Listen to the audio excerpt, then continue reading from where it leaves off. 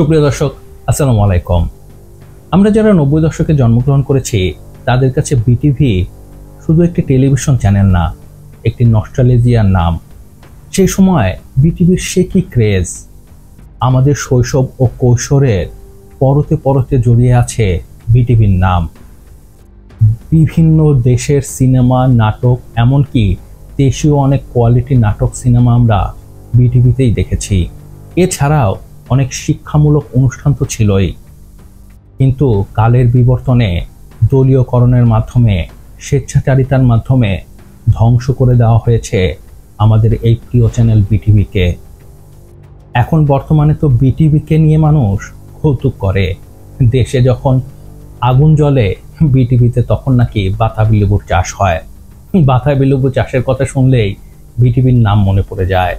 বিটিভিকে নিয়ে আমরা যতই কৌতুক করি না কেন, তারপরেও আমাদের মনের এক কোণায় বিটিভির প্রতি আলাদা একটি জায়গা আছে। তাই বিটিভির যখন কোনো খারাপ সংবাদ শুনি, বিটিভিকে নিয়ে যখন কোনো কৌতুক দেখি, হাসি, কিন্তু সেই সাথে ব্যথাও পাই। ঠিক যেমন পেলাম আজ মানব জমিনে বিটিভিকে নিয়ে একটি নিউজ প্রকাশিত হয়েছে, যার শিরোনাম ছিল সম্মানই দিতে পারছে না বিটিভি, চেক বাউন্স, ঘুরছেন শিল্পীরা। দেখুন, বিটিভির অনেক দুর্নাম আছে, কিন্তু বিটিভি শিল্পীদের টাকা দিতে পারছে না এমন দুর্নাম আমি কখনো শুনিনি। আমি দীর্ঘ 15 বছর যাবৎ মিডিয়াতে কাজ করছি, আমি কখনো এরকম শুনিনি বিটিভির চেক বাউন্স হয়েছে। বিটিভি টাকা কম দেয়, কিন্তু তাদের টাকা পায়নি কোনো শিল্পী কখনো বলতে পারেনি। কিন্তু সেই দুঃখজনক ঘটনা এখন ঘটে গেল। খবরের ভিতরে বলা হয়, চরম অর্থ সংকটে ভুগছে বাংলাদেশ টেলিভিশন।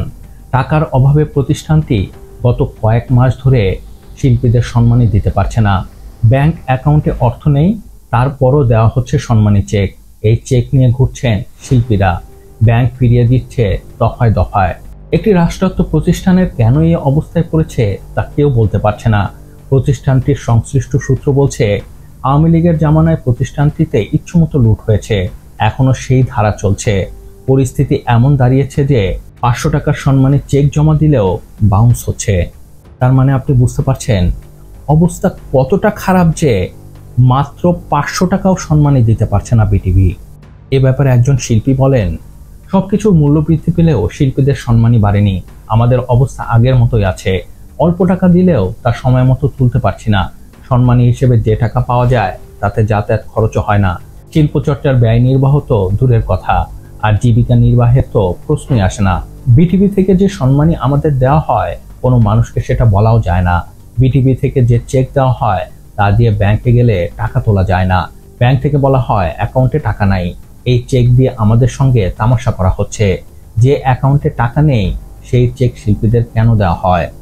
কিন্তু এখন প্রশ্ন হচ্ছে, 500, 1000 টাকাও দিতে পারছে না বিটিভি, এই অবস্থা কেন হলো? এ ব্যাপারে অবশ্য একজন নাম প্রকাশে অনিচ্ছুক কর্মকর্তা বলেছেন, শিল্পীদের অর্থ বরাদ্দের টাকা অন্য খাতে ব্যয় করা হচ্ছে, এ কারণে তাদের নিয়মিত টাকা দেওয়া যাচ্ছে না। শুধু এখানেই শেষ না, শিল্পীদের আনা নেওয়ার জন্য যে যাতায়াত ব্যবস্থা, মানে যে ট্রান্সপোর্ট, টাকার অভাবে তেল কিনতে পারছে না সেই ট্রান্সপোর্ট, যার ফলে শিল্পীদের যাতায়াতের জন্য গাড়িও দিতে পারছে না বিটিভি কর্তৃপক্ষ। এছাড়াও যেসব অনুষ্ঠান চলতে আছে সেগুলোর ব্যবস্থাপনাও নিয়ে আছে নানা অনিয়মের অভিযোগ। যেমন 1.5 যুগ পর চালু হওয়া নতুন কুরিয়ার অনুষ্ঠান চালাতেও হিমশিম খাচ্ছে কর্তৃপক্ষ। সেখানেও আছে স্বেচ্ছাচারিতার অভিযোগ, সেখানেও আছে দলীয়করণের অভিযোগ। এখন প্রশ্ন হচ্ছে, আগের সরকারগুলো তো ছিল রাজনৈতিক সরকার, তারা না হয় বিটিভিকে রাজনৈতিকভাবে ব্যবহার করেছে, বিটিভির মান কমিয়েছে, বিটিভিকে ধ্বংসের দ্বার প্রান্তে নিয়ে গেছে। কিন্তু এই সরকার তো কোনো পলিটিক্যাল সরকার না। তাহলে এই সরকারের আমলে বিটিভি কেন ঘুরে দাঁড়াতে পারেনি? এখনো কেন বিটিভিতে চলছে দুর্নীতি, অনিয়ম, স্বজনপ্রীতি? আমি প্রশ্ন করতে চাই, সেই মহান উপদেষ্টাকে, যিনি সারাদিন মানুষকে জ্ঞান দিয়ে বেড়ান, যিনি নিজেকে মাস্টার মাইন্ড বলেন, যার আন্ডারে এই বিটিভি, সেই মাহফুজ আলমকে। আপনি তো অনেক জ্ঞান দেন, অনেক কিছু বলেন, আপনি কি করেছেন?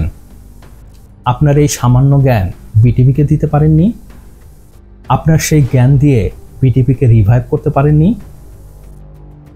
আপনি যে কত বড় ব্যর্থ কত বড় অপদার্থ তার প্রমাণ হচ্ছে আজকের এই নিউজ। 1.5 বছর হয়ে যাচ্ছে আপনি ক্ষমতায় আছেন, তারপরও বিটিভির কিছুই হয়নি। উল্টো বিটিভির এখন এত দূর অবস্থা যে শিল্পীদের 500 টাকাও সম্মানই দিতে পারছে না। এই আপনার মাস্টার মাইন্ড, এই সারাদিন আপনি জ্ঞান দিয়ে বেড়ান দেশের মানুষকে।